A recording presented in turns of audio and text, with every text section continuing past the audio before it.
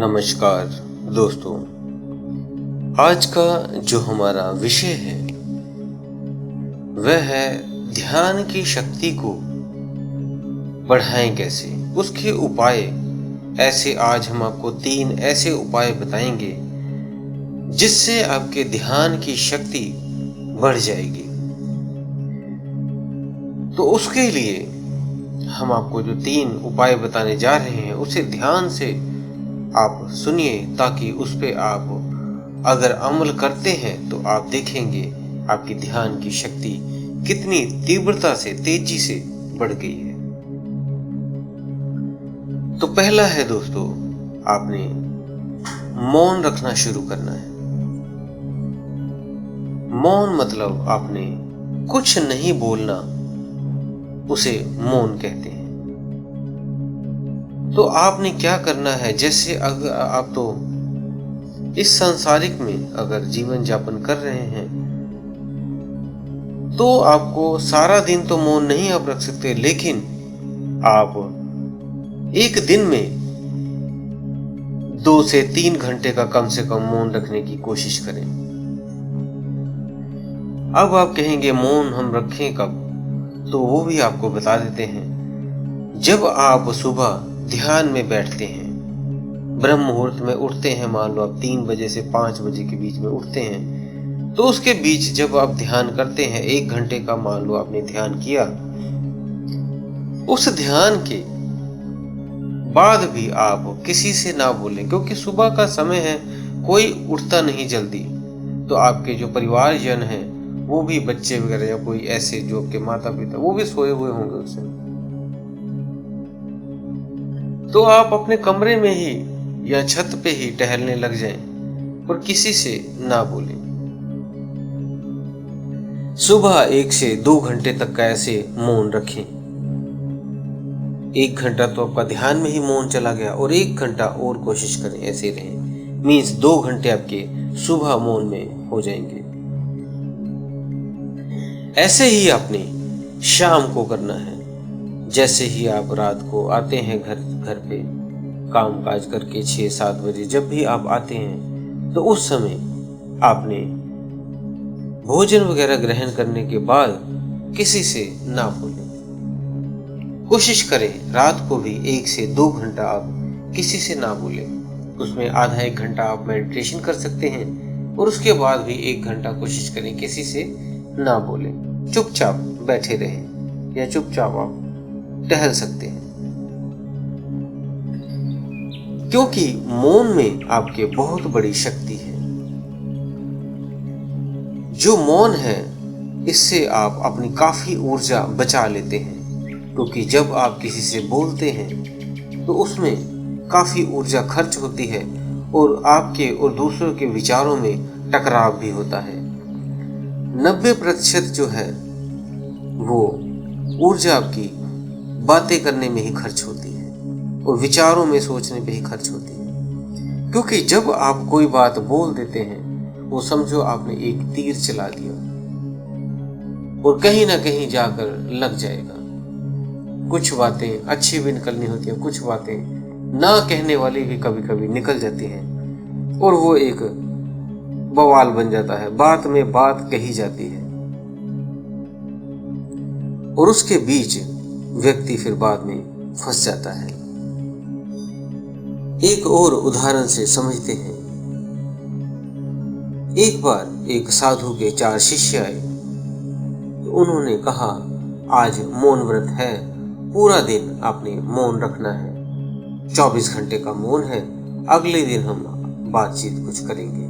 तो सभी ने, उन्हें 4 शिष्यों को गुरु ने भेज दिया।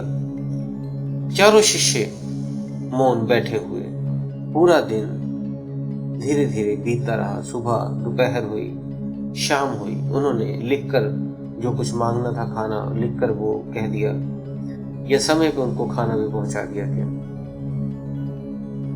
पानी भी इशारों में मांगकर पी लिया, खुद ही घड़ा पड़ा था, खुद भी पी लिया। जैसे जैसे अंधेरा होता रहा, रात हुई, तो एक नौकर बार बार आ रहा था, जा रहा था, कमरे में अंधेरा हो गया था। तो उसमें जब अंधेरा हो गया तो उसने काफी देर देखा, सभी देखते रहे, भी कोई दिया नहीं जला रहा, लेकिन फिर भी वो बैठे रहे बैठे रहे बैठे रहे। 2-3 बार जब नौकर निकल गया तो उसमें से एक ने बोला, दिया तो जला दो, अंधेरा हो गया है। ये सुनते ही दूसरे ने कहा, अरे तुमने तो बोल दिया। तीसरे ने कहा, अरे ये क्या कर दिया, गुरुजी ने मना किया था। और चौथे ने कहा, जो हुआ ठीक हुआ, कोई बात नहीं। तो चारों का मौन टूट गया।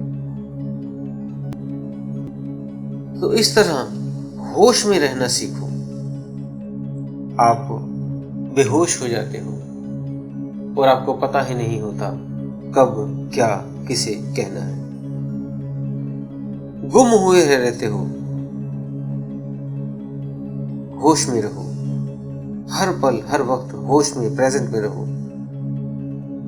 विचारों में फंसे रहोगे, चिंताएं करते रहोगे तो कोई ना कोई बात निकलती रहेगी और विचार बनते रहेंगे और ऊर्जा आपकी खत्म होती रहेगी। आप 6 दिन तो मौन रख लें, 7वें दिन संडे का उसको आप देख लें। अगर तो आपके दोस्त मित्र या रिश्तेदार संडे को, रविवार को मिलने जुलने आते हैं तो उस दिन मौन चाहे ना करें, लेकिन अगर ऐसा नहीं है तो आप उस दिन भी मौन रखें। 7 दिन मौन का प्रोसेस रखें, 2 से 4 घंटे का रोज। दूसरा है प्राणायाम करना। हमारे शरीर में बहुत सारी अवरोध पैदा हो जाते हैं, ब्लॉकेज आ जाती हैं, जिससे जब ये स्थूल शरीर आपका डिस्टर्ब हुआ, इसका मतलब है आपका सूक्ष्म शरीर भी डिस्टर्ब हो गया। क्योंकि पहले जब कोई खराबी आती है तो पहले सूक्ष्म शरीर में आती है और फिर धीरे धीरे वो रूप ले लेती है आपका इस स्थूल शरीर में किसी भी बीमारी का। तो आपके शरीर में कहीं भी ब्लॉकेज नहीं आनी चाहिए, खून का प्रवाह साफ होना चाहिए, जिससे सारी नाड़ियां आपकी साफ सुथरी चले, आपका शरीर हमेशा साफ सुथरा रहे,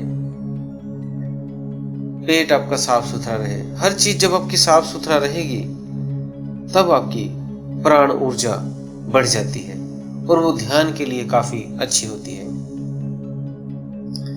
तो इसके लिए प्राण ऊर्जा को कैसे बढ़ाएं, इसके लिए अपने प्राणायाम करना है, एक्सरसाइज करनी है। कहीं ना कहीं शरीर में कहीं ना कहीं ब्लॉकेज जो आ जाती है, उसके लिए आप जब प्राण ऊर्जा को जगाएंगे एक्सरसाइज के थ्रू, आप एक्सरसाइज सुबह उठकर करें, कुछ अनुलोम विलोम करें, ब्रीथिंग एक्सरसाइज करें और भी कई सूर्य नमस्कार करें। इस तरह के कई प्राणायाम आप सुबह सुबह उठकर करें, जिससे आपकी प्राण ऊर्जा बढ़ेगी। क्योंकि जैसे जैसे आप चलते नहीं, इतना ज़्यादा बैठे रहते हैं, आजकल के काम ऐसे हैं, एक जगह पे बैठ के ही आप करते रहते हैं, तो आपकी प्राण ऊर्जा कम होती जाएगी, बहुत ज़्यादा धीमी होकर नीचे की तरफ बैठ जाएगी। और अगर आपको अचानक से कहीं भागना पड़ जाए या कुछ सामान उठाना पड़ जाए तो आपका शरीर ऐसे लगेगा, मुड़ेगा ही नहीं, दर्द से भर जाएगा। इससे का मतलब ये होता है कि आपकी प्राण ऊर्जा खत्म हो रही है, कम हो रही है। तो उस प्राण ऊर्जा को एक्टिवेट करें और ज़्यादा से ज़्यादा उसमें ऊर्जा भरें। ब्रीथिंग एक्सरसाइज कई हैं, अनुलोम विलोम है, इस तरह के कई एक्सरसाइज आप करें ताकि आपकी प्राण ऊर्जा प्राणायाम से बढ़ जाए। और जब आप ध्यान करेंगे तो आपका शरीर पूरा हल्का होगा और ऊर्जा तुरंत ऊपर की तरफ उठ जाएगी। तो ये ध्यान में काफी मददगार होती है। तीसरा है उपवास करना। उपवास करना ये नहीं आप रोज ही उपवास कर लें, खाना आप खाएं, लेकिन ऐसा भी खाना ना खाएं कि पेट भर भर के ठूस ठूस कर अपने पेट में खाना भर लिया।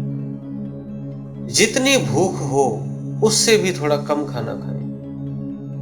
अगर आप 4 रोटियां खाते हैं तो 3 खाएं, 3 खाते हैं तो 2 खाएं। थोड़ा भोजन पहले से कम कर दें। वैसे भी जो ध्यानी साधक होते हैं उनका भोजन अपने आप कम होना शुरू हो जाता है। तो भोजन कम लें, और कोशिश करें फल ज्यादा लेना शुरू कर दें।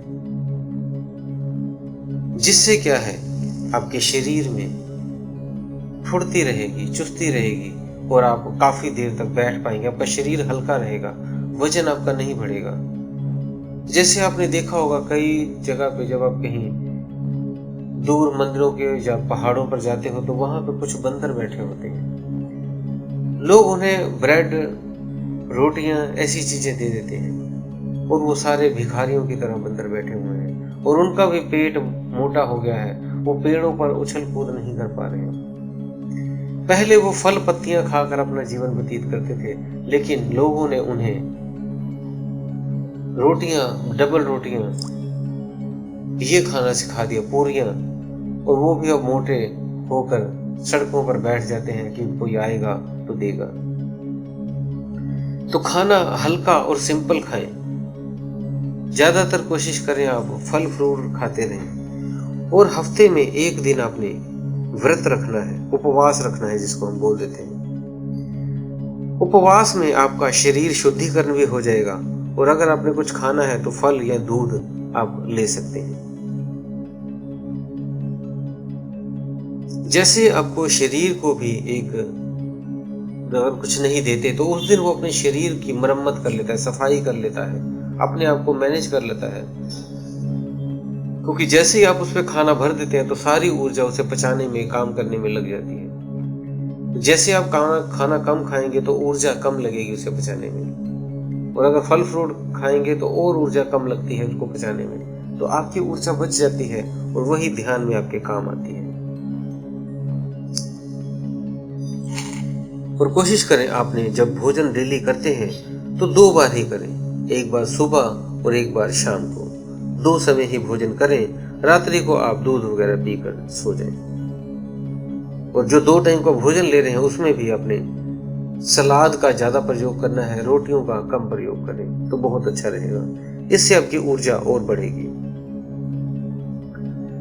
तो इस तरह से आपने करना है। और रात्रि का भोजन ध्यान रहे, जो आपका शाम का भोजन है वो 6-7 बजे तक खा ले, ताकि उसको समय मिल जाए पचने में पूरा और पेट आपका साफ हो जाए, पाचन क्रियाएं आपकी ठीक रहें। ये नहीं आपने रात्रि को 11 बजे, 12 बजे, 1 बजे भोजन खाना है तो कब वो पचेगा, कब सारी तंत्र, सारे अंदर के जो आपके नाड़ियां हैं वो डिस्टर्ब होती हैं, पाचन क्रियाएं आपकी डिस्टर्ब होती हैं, क्योंकि समय पर ही उसकी ऊर्जा बनती है उस भोजन को पकाने के लिए, उसको पचाने के लिए।